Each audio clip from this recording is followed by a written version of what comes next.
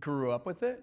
I'm 38, I'm a millennial, so social media was just kind of, I was definitely the like, go outside, you can't come home till the streetlights come on kind of kid, but I was also the like, we had a home computer and we learned to use it for more than pinball. And you guys remember pinball?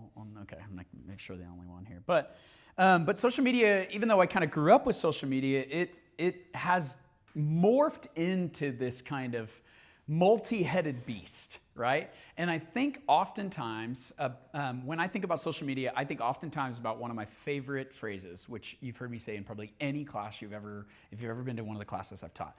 One of my favorite phrases when it comes to consumers is that a confused mind says no. A confused mind says no. And really what that means, I call it the Cheesecake Factory, right? You go to the Cheesecake Factory, you got 20 pages of a menu, you're like, I don't even know where to start. You can't be doing all this well. Like, what is going on, right? And when you don't know where to start, where transparency lacks, or a strategy lacks, or a plan lacks, what begins to happen is anxiety fills that void up, and we go like, I don't even know what to do, right? So today what I want to do is just kind of rewind a little bit. And I just want to take us back to a really, really, really intrinsic human quality about us, okay? So really quickly, first thing right here, use your phones real quick to scan this. This will get you signed up. It's going to take you to a Microsoft form. If you scan that, you'll be able to get signed up for the class. I'm happy to go back to this slide at the end of the class if everybody wants me to. If you hate this, you can also literally just write down your license number and I'll give you credit for it. So nice and easy, right? I can make it work. All right. Everybody still need it? Go for it. You're right. Give you a few minutes.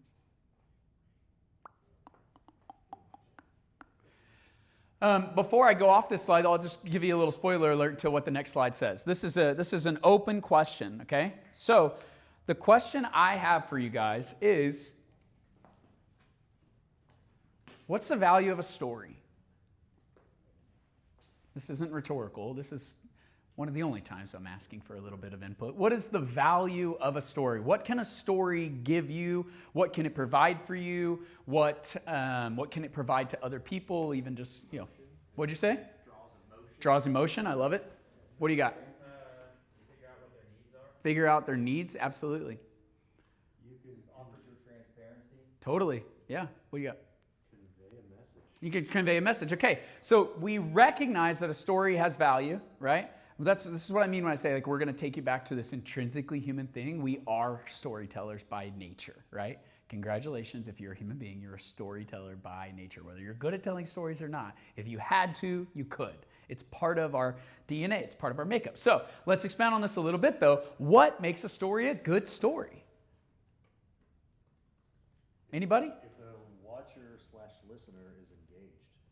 If the watcher or the listener is engaged. I like that. Humor. Good. Confidence. I love it. Love confidence for sure.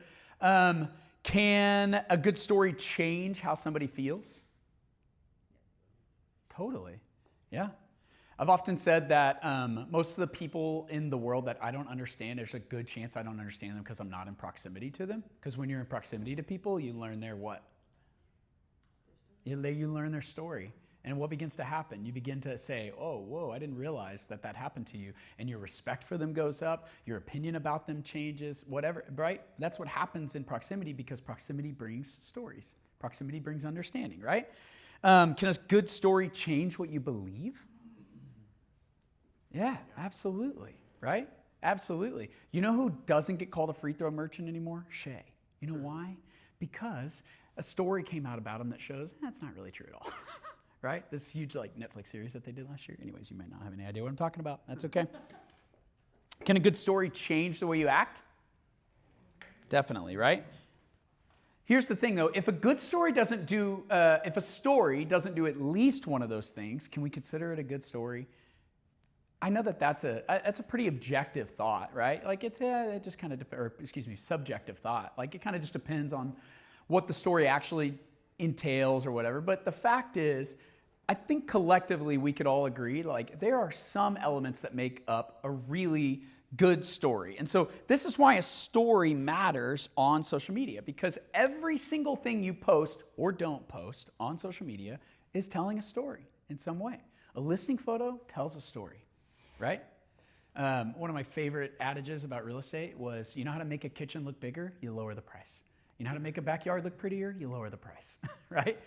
There's all kinds of stories that are being told on social media, whether it's with photos or with copy or with how often you post or don't post. I follow a lot of musicians because I love music. And so I follow a lot of musicians on social media. I know the musicians that aren't on social media.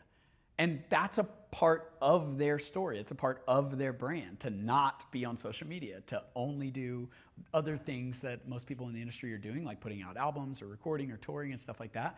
But they're not actually on social media. But that is a part of their story. So that's an example of how even if you're not there, you're telling some kind of story, right?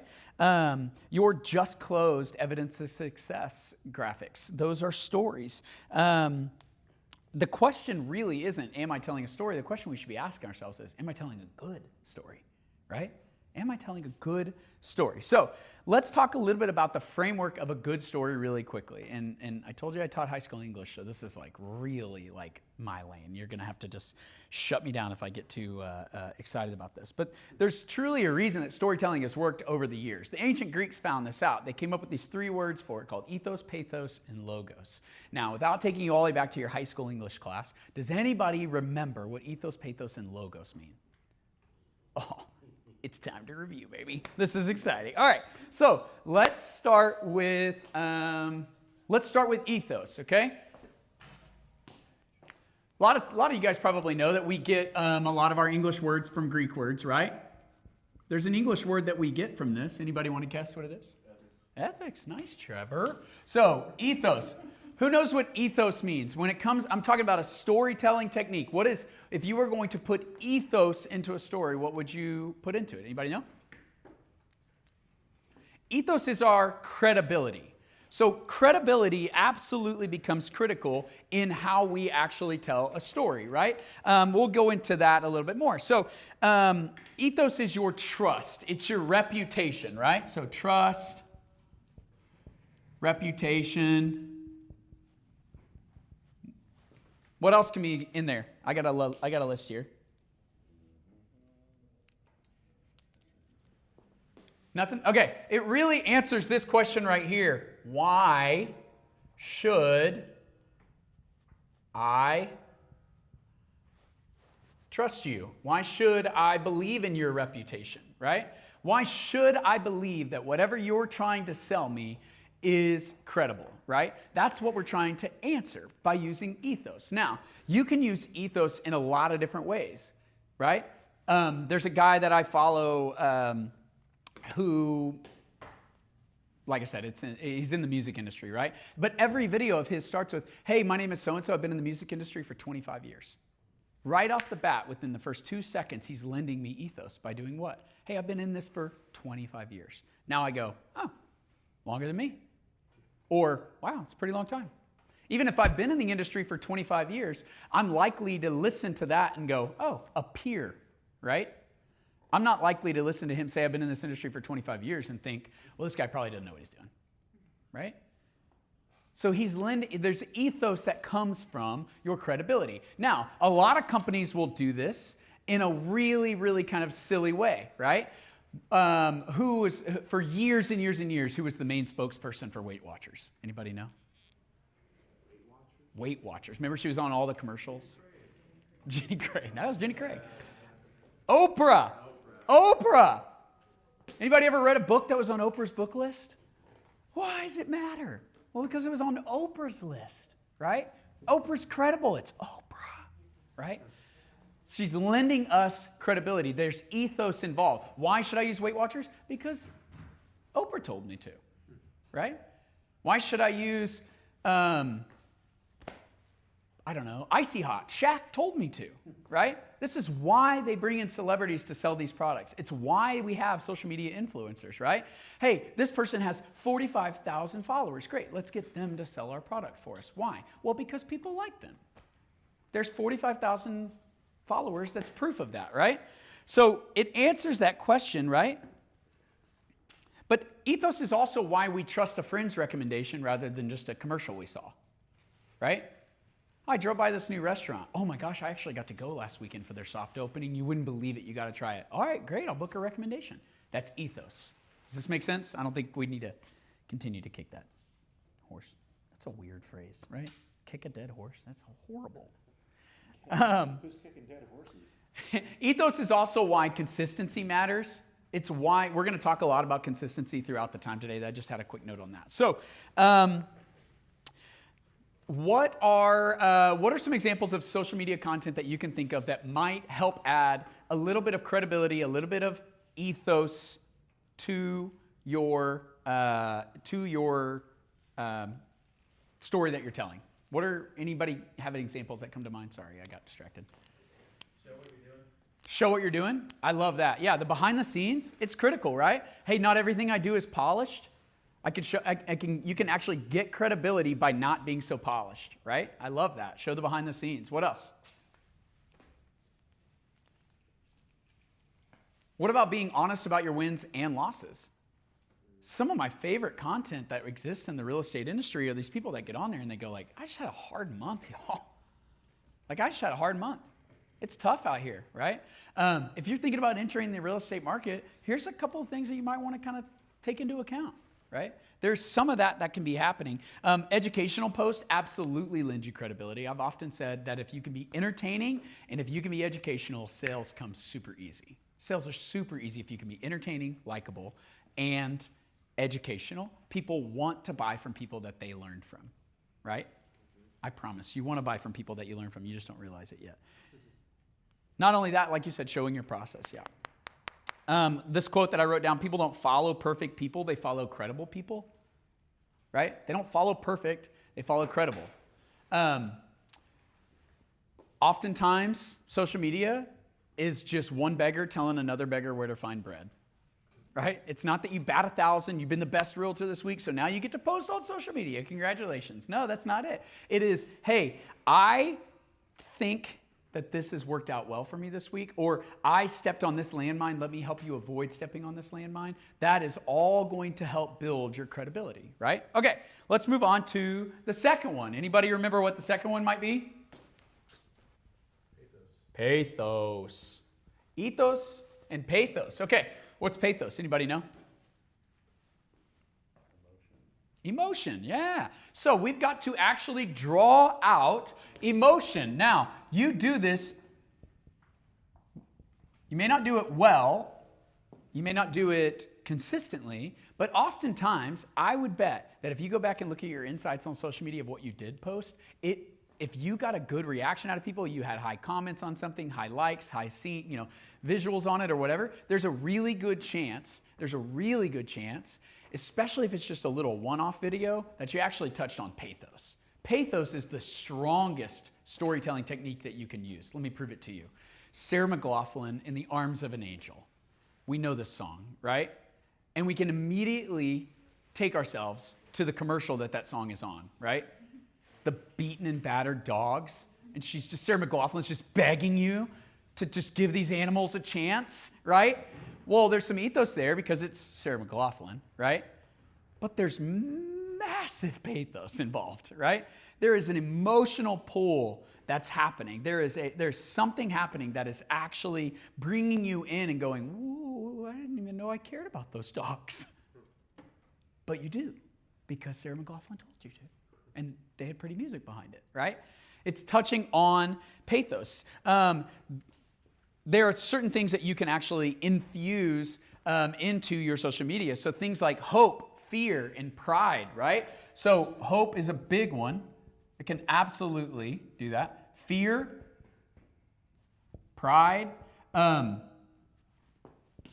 love, I think that if you use hyper-local language, like I love this city, I'm proud to work in this city, I like working with realtors in Oklahoma City, or you are constantly kind of posting about the arts in Oklahoma City or sports teams in Oklahoma City or whatever, your 9th grade kids softball team or whatever it is.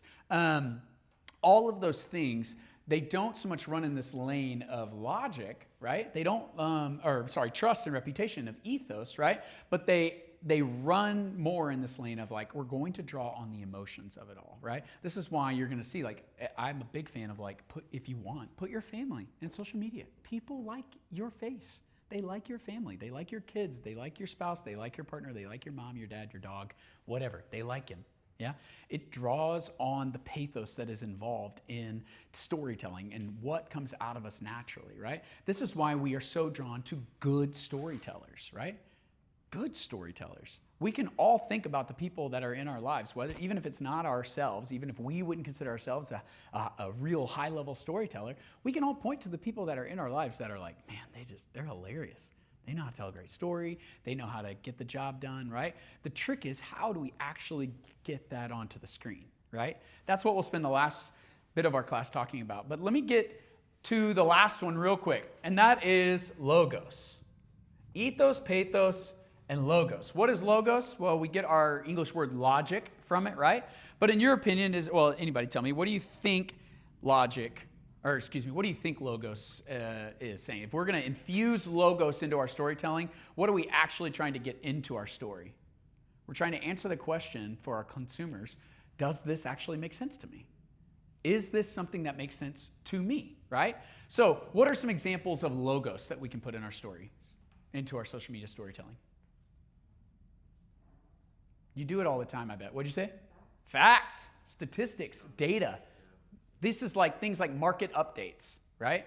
I think in a volatile, this is a personal opinion, I think in a volatile market, like one that we've lived in, I think oftentimes it's difficult to predict. So I think sometimes people stop posting about market updates and stuff like that because they're like, well, it's hard to really kind of show where we're going. Oh, you flip it on its head, right? In January, post a video that's like, hey, let's take a look at the market in the real estate market in Oklahoma City in Q4 of 2025. Just go backwards. Talk about that, right? You're still bringing data to the table. You're bringing statistics to the table. But when you bring those data and those statistic pieces to the table, what begins to happen is you begin to go, okay, wait a second. I think I can tell a story about this data, right? In the title world, we have abstracts, right? And we have abstract examiners. This is like my favorite. I don't think I could do this job, but I think it's a really cool job. These abstract examiners at our title offices, they pull a physical abstract for a property, and they begin to go through it, and they begin to tell the story of that property. Now, we need to do that really well so that we can provide you title insurance, right? But we also do that because it makes it real. It makes it real. Right? When you're able, and especially if you're in a contentious situation, how often have you had to go back to, anybody had to go back to their clients and say like, hey, just a reminder, like, this is not personal. This isn't personal. These people want a good deal on a house. They don't hate you, right? We are so good at recognizing ethos, pathos, and logos and storytelling, we will often assign it where it actually isn't even happening. I've definitely had clients that are like, they just hate us. And I'm like, well, yeah. No, I'm just kidding. I don't say that. But I've absolutely had clients before that I've had to go to and go, hey, listen, they're not playing on your emotions. They don't know that you didn't sleep well last night. They want you to fix the siding or whatever it is. You know what I'm saying? So the best part about logos, though, where we can actually infuse logic is by having what we call to action. You guys ever heard this in social media, calls to action, right? What does that mean? Yeah, and now here's what you can do to be proactive moving forward, right? It's not just education for the sake of education, credibility for the sake of credibility, emotion for the sake of emotion, or data for the set of data. The real magic happens when we take all three of these things and we say, I'm going to do as good as I can at providing the data that shows where we're going, right? I'm going to do as well as I can at doing this so consistently and so well that I actually create credibility for myself. People begin to trust me. When my face pops on the screen, they stop to listen because they trust me, right? But then when you add that magic ingredient of emotions into it, some pathos into it, I'm telling you, your social media will come alive. When you marry all three of these things together, and here's the thing, they can be to varying degrees. If I have a market update post, it's probably going to be heavy logos, low pathos, and it's going to, if I do that consistently, say I do a market update once a month, then it's going to begin to lend that credibility to me, right?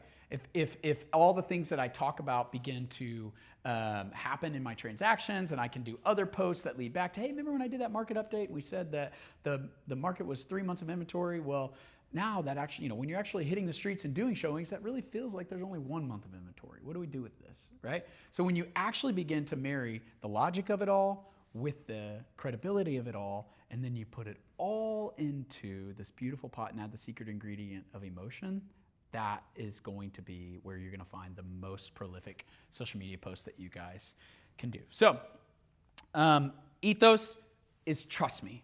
Pathos, feel this way. Logos, here's why it makes sense. When all three are working together, people don't feel like they're being sold to. That's the truth. When all three of those things are working together, people don't feel like they're being sold to. And ultimately, it's going to create what I like to call thumb-stopping behavior, right? Can I put out content that actually makes somebody stop when they're just doom scrolling, right? Okay, I can see the look in your eyes. Do you guys want to make some food real quick? This is a good moment to stop. You guys get some food going, and then I'm going to follow up with a little bit of the how-to. Go ahead.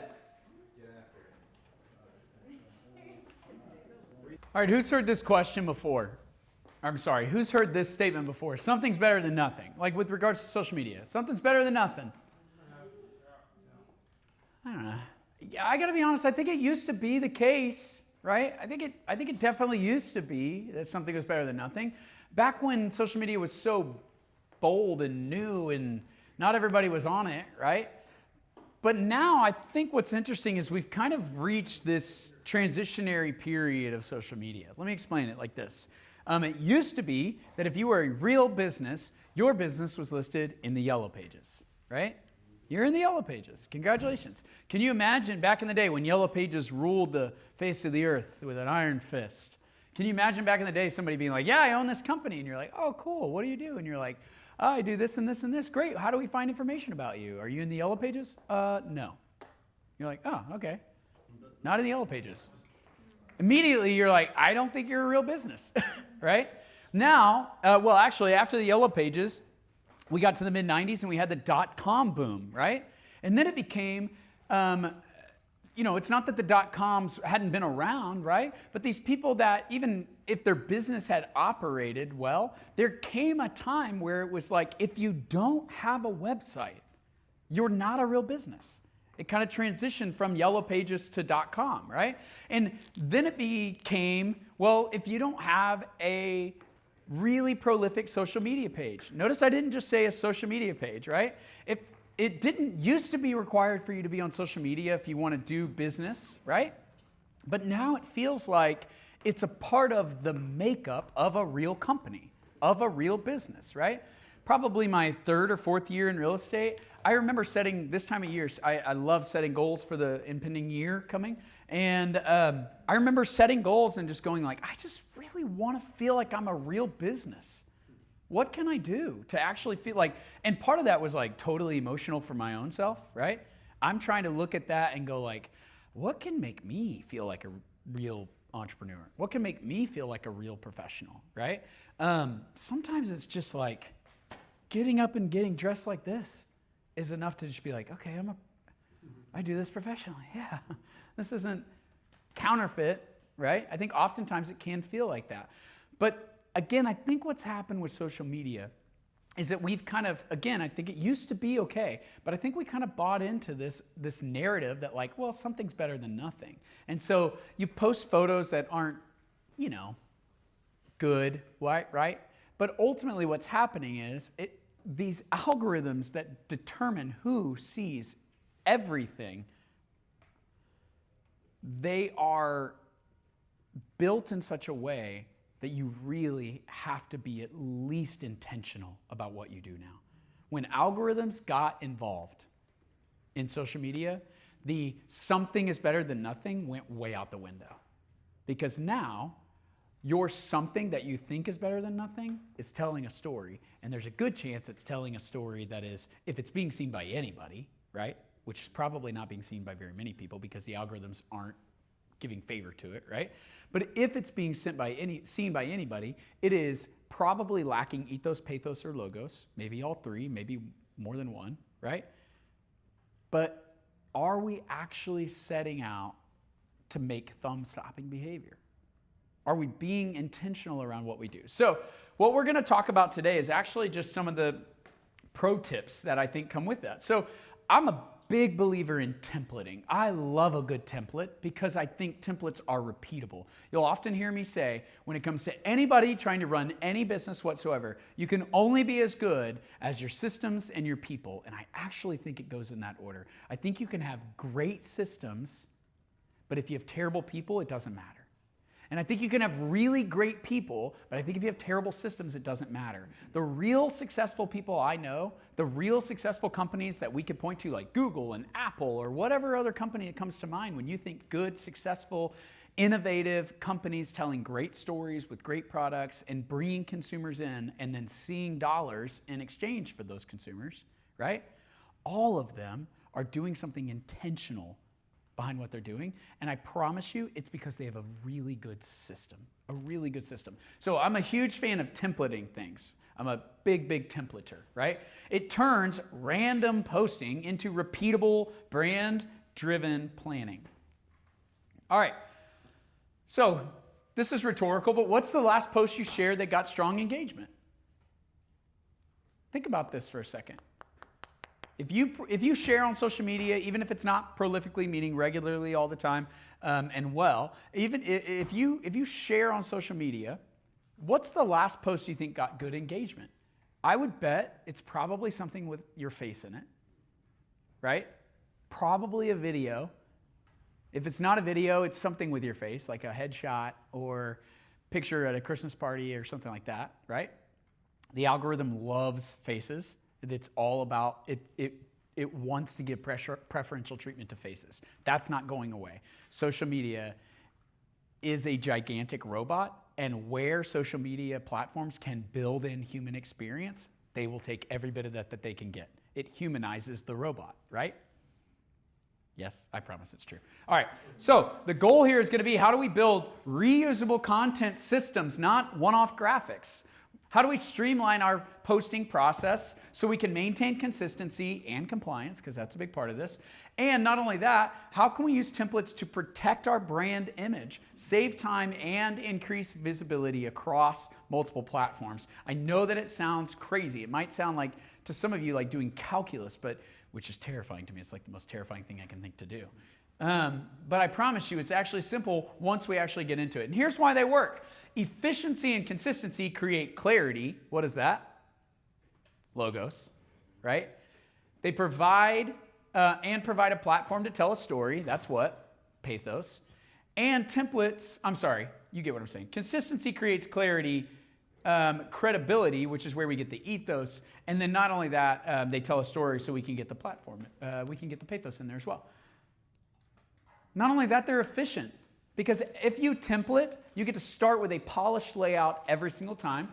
You get to create consistency, meaning that you get to actually infuse your posting with your brand elements, which we're going to talk about here in just a little bit. But that establishes a recognizable look. That's thumb stopping. If somebody starts to recognize the format of your videos, or they recognize the song that you always put at the top of your videos, or whatever it might be, right? Your logos, your colors, they begin to go, oh, wait a second, I'll stop and watch that. Scalability, it provides regular posting without reinventing the wheel all the time. And then not only that, if you template things, you can ensure that you're in compliance with OREC, which is a big deal. All right, moving on. So what's the structure of a template system? Well, a strong system is built on categories, not chaos, right? So we need to plan recurring themes that can be rotated weekly or monthly. I'm flying through this, but I'm going to give you guys some examples too, okay? We need to plan some recurring themes that can be rotated monthly or weekly. We can build templates in Canva, Adobe Express, or your brokerage's approved tool. So if you guys have a tool, Brett, I'm sure you guys, I don't know if you guys do or not, honestly. You just have Canva, okay? Great. You're watching this presentation on Canva, and I'm going to show you how I did that. So, but you can actually go lock in fonts, colors, and logos once, and you can use them all the time, indefinitely. And not only that, it helps keep it simple. If you have fewer decisions, then your consistency is actually going to go up. The consistency in your message is actually going up. So I like to stop right here and actually show you guys. I'm indeed in Canva right now. Big, big, big fan of Canva. I've been using Canva since like 15, 16, something like that. I absolutely love Canva. One of the things I love about it is over here, you can see that I actually have a whole section dedicated to the brand. So I have all of Legacy Title's company colors in here. If you don't know, all colors, for the sake of just uniformity, have what's called either a hex code or an RGB code. Hex code is what Canva uses, meaning that like the color that is, I'm trying to like find a logo for Copper Creek. Like the Copper Creek logo color has a certain number code to, connected to it. If you don't, I'm sure you guys know this, right? So all of the company's colors are in here, right? So I literally took our brand guidelines, which we didn't have and I had to make. It was beautiful. But I took our brand guidelines and I took the color codes off of there and I said, hey, this is all the colors I'm gonna need whenever I work on Legacy Title stuff, right? Same thing on here. I don't think I have all of them, but like I have a couple of logos just saved to here. These are transparent logos so I can pull them into any design that I need, right? All of this is saved in a big brand toolkit on here. We have specific fonts. So I have like our heading font already saved. I have our subheading and our body font already saved. You can go in and edit that and you can create, you can pull in fonts from Canva. You can download fonts off the internet and input them into Canva. Canva actually has it where now you can actually upload an image and it will identify the font and show you the Canva font that's closest to it so that you can actually use that in your design still. There's a ton of things that you can do. And if you just it took me 5 minutes to put this stuff in place. It really didn't take long at all. And now every design that I want to do that is connected to Legacy Title, I'm able to just go back to that brand toolkit and say, well, there's all my fonts, there's all my colors, there's all my logos. Everything that I could possibly need is going to be in there. Does that help to see? You can have photos in here. You can put graphics in here. You can have little small icons. You can build in, one of the things that I love is, I can't remember where it's at. You can actually build in, like I can take the brand guidelines that I created for Legacy Title's branding package, which is, if you've ever met anybody that's ever put together branding, they're gonna be real geeky about it because branding is a lot of work to actually go through a brand identity and to create brand guidelines. Canva has made it now where you can literally, like if Copper Creek has brand guidelines, you can put those in here and it will absolutely give you guardrails and how you design things to make sure you stay within those guidelines. It's amazing. All right, so let me go back to presenting this real quick.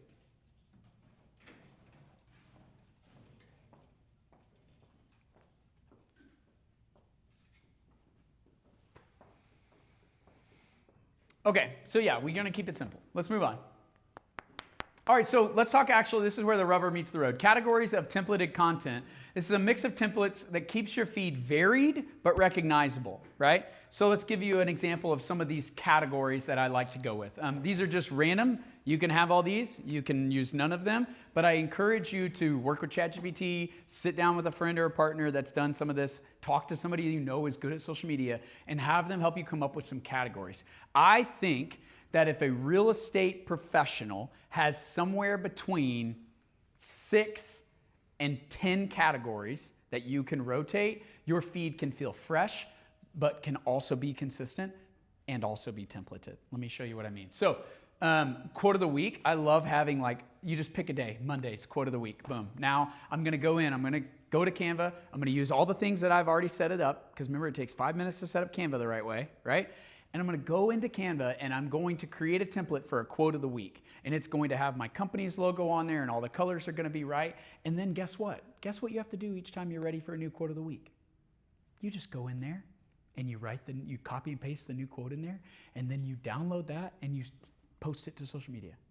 Nothing about the template has to change, right? You can do this in a it gets significantly easier as you do this more and more and more. You'll realize you can actually create 52 weeks of quotes of the week at once between Canva and ChatGPT. They talk to each other. It's pretty incredible. You can create batches of templates. So you can, again, right now, you can set up every quote of the week you want to have for the 2026. Do you think that that will go a long way in building some credibility? Yeah, definitely. Evidence of success, I think that you should be posting an evidence of success at least once a week. That's just a personal soapbox thing. At least once a week, you should say something on social media about a success that you have had, which is tough if you don't have any, right? But the trick is now you just have to now you have to start to ask yourself, how can I redefine what maybe I don't think is an evidence of success as an evidence of success, right? If I don't have any listings right now, but I took some great photos at the Christmas party, why don't I post it and say like, I'm not actually, like it's a surprise. I've really enjoyed working at Copper Creek this year. I get to work with professionals who are consummate professionals. I get to work under the best broker in the city. And you're right, come on, guys, nothing really? It's not, no here or anything? All right, not buying it, get them out. But evidence of success, you can do these. They are there, okay? Use the success of your brokerage. If somebody's got a really beautiful, notable listing and Brett's cool with it and they're cool with it, use that not to show evidence of your own success, but to show evidence of success by proxy, right? Check out this beautiful listing that so-and-so has. This thing is $1.2 million. It's down in, whatever it is.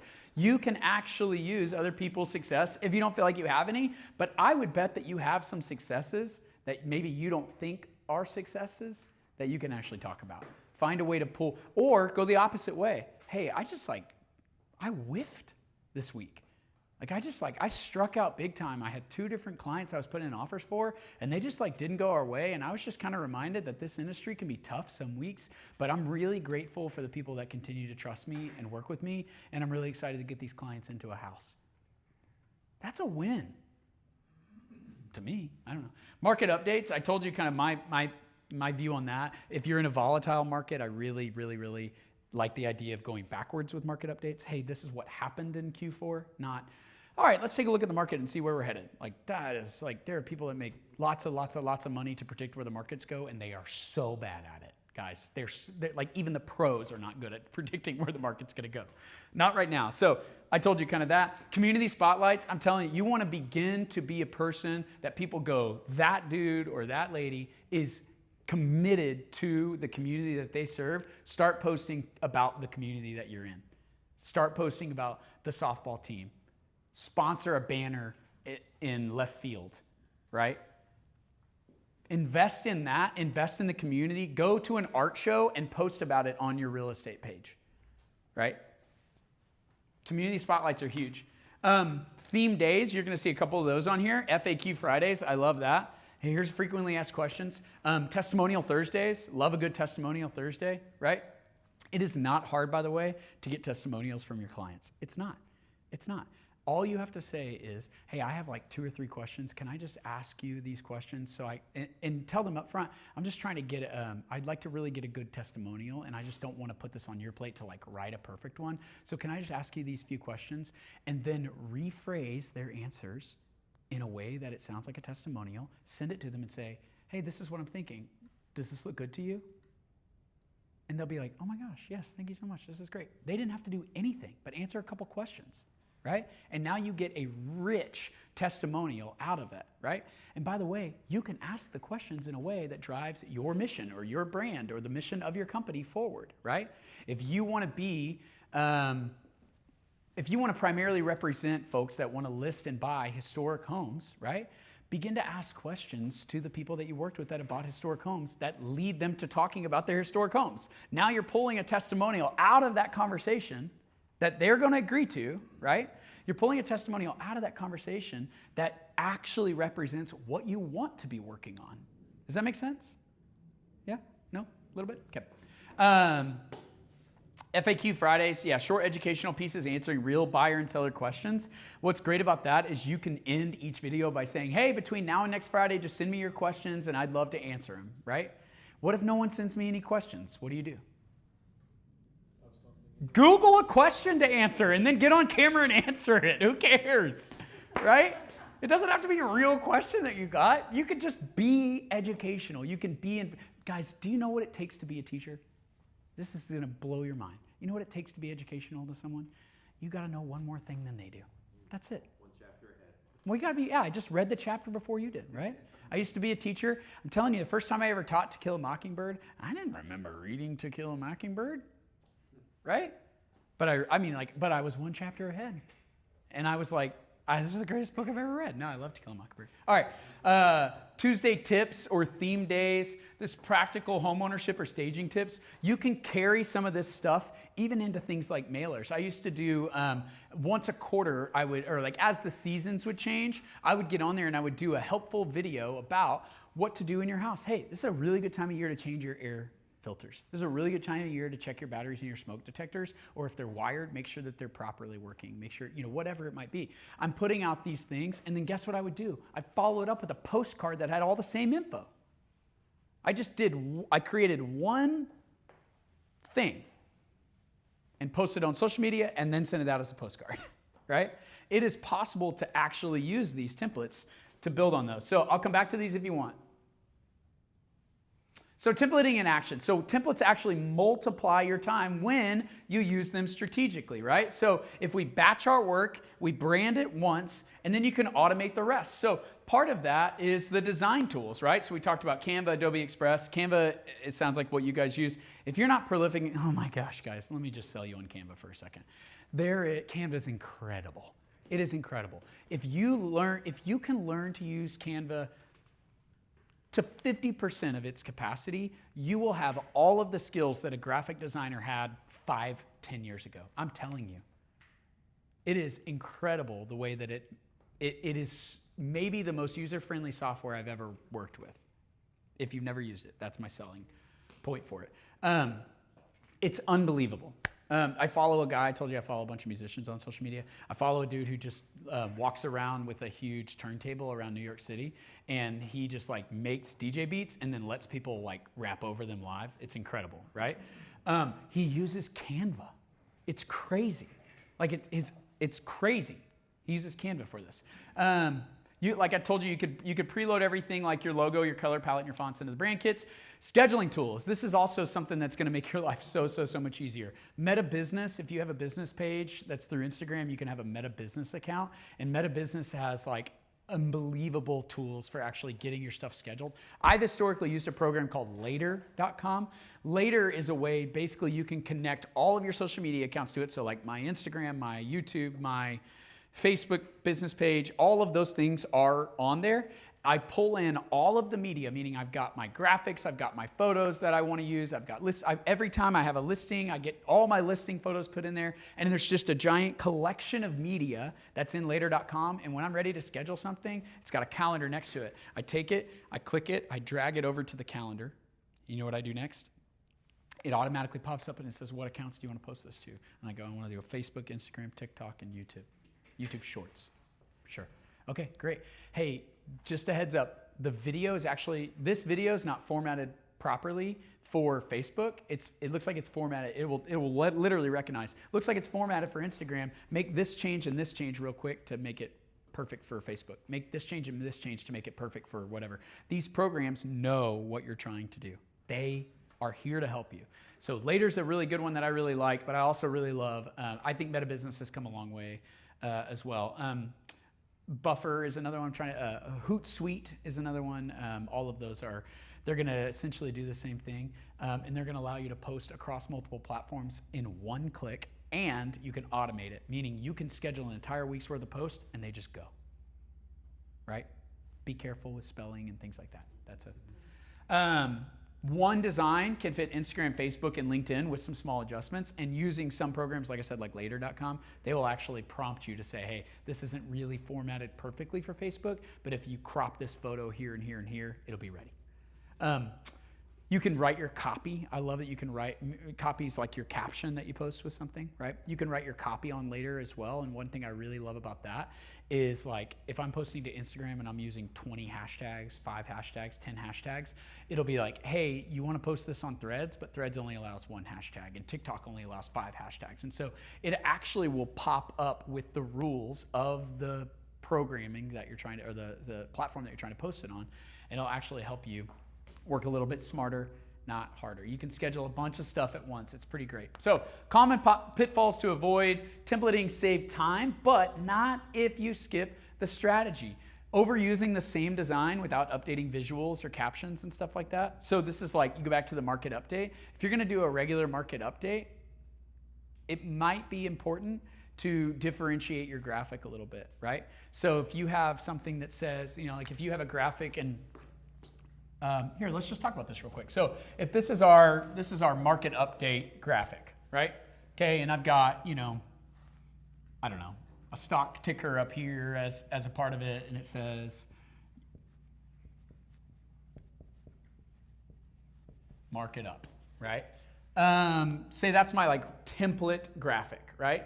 So in here, this is where I might differentiate what it actually looks like, right? Or I'm sorry, this is where I'm going to differentiate the data, right? So I've got a data point 1, a data point 2, and a data point 3 here. This is my graphic for it, right? And say this market update right here is navy blue with white letters, right? Well, maybe I create a secondary version of that template that is white with navy blue letters. You see what I'm saying? We can differentiate these things by just a click of a button or two.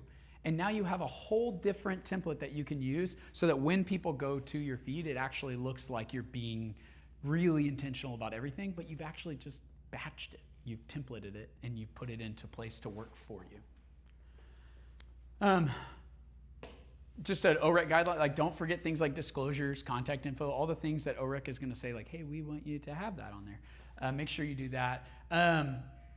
Don't ignore your insights. Oh my gosh. Okay. Insights, does anybody know what, you guys know what insights are, right? So insights are effectively, these social media platforms are starting to give you access to the data that they have behind the scenes, meaning they're actually able to tell you, this is the demographic of people that looked at your post. This is how long they watched the video. This is the average time, this is the average length of time that somebody watched your video, right? So if I have a video where it takes me 15 seconds to even get to the point of the video, but my average watch time is 3 seconds, 4 seconds. What's happened? Someone's gone, oh, I don't care. Over and over and over again, right? So that tells me I better hit the point of the video within the first 5 seconds probably, right? Hey, my name is Matt. I've been in the real estate industry for a decade. I'm super excited to share with you a market update on how the market performed last quarter. Let's go. It took me 3 seconds to say that, and now you know exactly what's coming, right? And then I can get into my market update video. That is what we've got to do to actually get them to stop. But it used to be that you could only track these insights if you had a business account. Now your personal Instagram, your personal Facebook, you can get insights on everything because these companies have realized when you have a look behind the curtain on how well you are performing on social media, it becomes competitive. And that is great for them. That's great for them because you start to spend your ad dollars with them and stuff like that. Ads are a whole other thing. Don't ignore your insights. If they provide you insights, become familiar with them. I'm not saying that they have to be your Bible for how you choose to move forward with anything on social media, but become familiar enough with them that you can actually understand what they're actually trying to show you and how to do that. And then not only that, make sure you don't lose authenticity. The system is there to support your voice. It doesn't replace your voice. The system's not there so you can be like, oh, thank God I don't have to do social media. But rather you can say, hey, I just want to make sure that anytime someone looks me up on the internet, because that's how they find real businesses now, by the way, I want to make sure when anybody looks me up on the internet, they're going to find credible information about me that is the story I want to be telling, right? It's not controlling. It's not you're not a fraud. You're not lying. Social media exists for you to go be in society on the internet. So let's put our best foot forward with it, right? All right, I think I'm almost done. There's OREC branding rules. I think you guys know this. Make sure you include your brokerage name, license info, disclosure details. Avoid misleading claims like sold post on properties you didn't sell, didn't represent. Trevor, just kidding. Maintain transparency and professionalism. Your reputation extends beyond the MLS. I think sometimes people feel like they can't be real on social media. I think this is a good opportunity for me to say this too. People like knowing that you're a real person, right? Listen, guys, the world is only getting more robotic. It's only getting more robotic, right?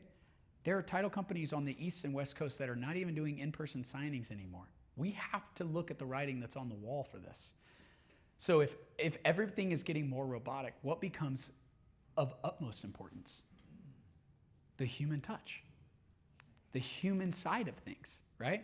This is why things like, very personal soapbox. If you love to cold call, sorry. It never landed with me. I'm just not good at dial in for dollars. I'm not. I'm much better at organic, intentional relationships. But I've also learned that if I work towards organic, intentional relationships in my business practices, I can carry that into how I post on social media as well. That changes the words that I want to use. That changes what I might wear on camera. That changes the lighting and the time of day that I'm posting and stuff like that, right? I mean, there was a while when my kids were young that I did not want to work nights or weekends in real estate. I'm not saying that it was a good choice. I'm saying it's a choice I made at the time, right? And so I stopped posting videos that looked like I was out showing houses at night, right? I'm telling a story in some way, shape, or form. So I love that. I think that you can use social media. This is another thing I would tell you. I think you can use social media to show people how professional you really are. So for example, I never called myself a real estate agent. I liked advisor. Advisor was my go-to word, because I used to say, if you needed to go meet with your estate attorney, you wouldn't be like, well, what are you doing Saturday at 4? You'd be like, I'll come to your office. Where is it? And you make time to go to your estate planner's office because they're a professional, right? Same thing with a CPA.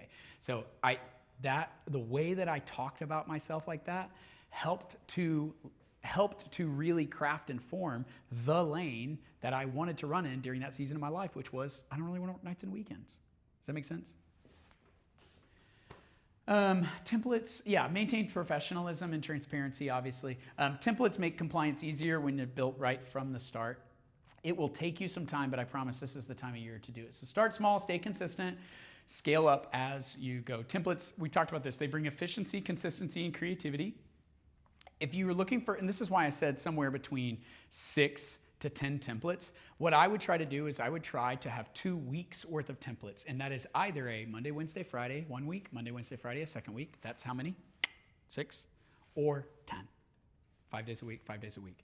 If you're I'm not very good at this, or I don't know if I have the skill set for this quite yet, scale. Start with a quote of the week. Start with a market update. Start with a FAQ Friday where you get on. And yeah, the other thing I would tell you is this: we got to stop being so hung up on how we look on camera, how we sound on camera, that kind of thing. I promise you, it's worth it. It's worth it. And I think sometimes I used to feel like I came across as slimy and salesy, right? And can I just remind you that everybody that you know and love knows that you do this as a job. They do. They know that you do it. I had a mentor tell me that, and it changed my life. Because he would be like, you should ask for the sale, ask for the sale. And I'd be like, I don't want to do that. That's gross. And he was like, do these people know that you feed your family off this income? And I was like, yeah. And he's like, ask for the sale. What's it matter? They know that this is your job, right? This isn't a secret. Nobody's in the witness protection here, right? You can get on there and show your face and just be like, I want to be better at this. I want to be more professional at this. I think it's worth doing. Revisit your templates quarterly. This is really important too. Maybe that's when you switch up the way that the colors are designed on it or something like that. And then, yeah, there's a ton of tools for you online. I would go to YouTube. If you don't know where to start, I would go to YouTube and type in Canva for beginners and watch the 5, 10, 12-minute video that Canva has put all this stuff out for you so that you can learn how to do this, right? And then as you want to get more proficient with it, you can go back to those channels like YouTube or ChatGPT or something like that, and you could say, okay, here's what I'm actually trying. I love going to ChatGPT and explaining my problems. Hey, I'm trying to actually figure out a way to do this, and this in Canva. And it's like, oh, hey, try this and this. So there are so many tools out there if you go find them and try them. So I don't think I have anything else. Is that it? Look at those beautiful faces. Well, look at that beautiful face. That's myself and Chris Morris. Thanks so much for listening to me, guys. I don't want to ever cast myself as this social media guru. I just grew up with it, and I didn't want to spend my entire life on social media promoting my business. So I wanted to find a way to just make it easier for myself, which takes some work up front. But I'm telling you, I've done this before where I have batched out an entire year's worth of posts, 250 social media posts for an entire year. I did it in December one time, and it was by far the best year I ever had in real estate was when I took the time to sit and do that. And I don't know about you guys, but there's not a ton to do between now and the end of the year, right? There's a lot of business to be had, but yeah, that's my 2 cents. Thanks for listening. You guys are super nice. Does anybody need me to go back to the sign-in sheet? Go back to the sign-in sheet. Trevor, better be a real question. Do you know anybody that needs to No, buy some real estate? not a single soul. All right, you guys are awesome. Thank you so much for being nice to me.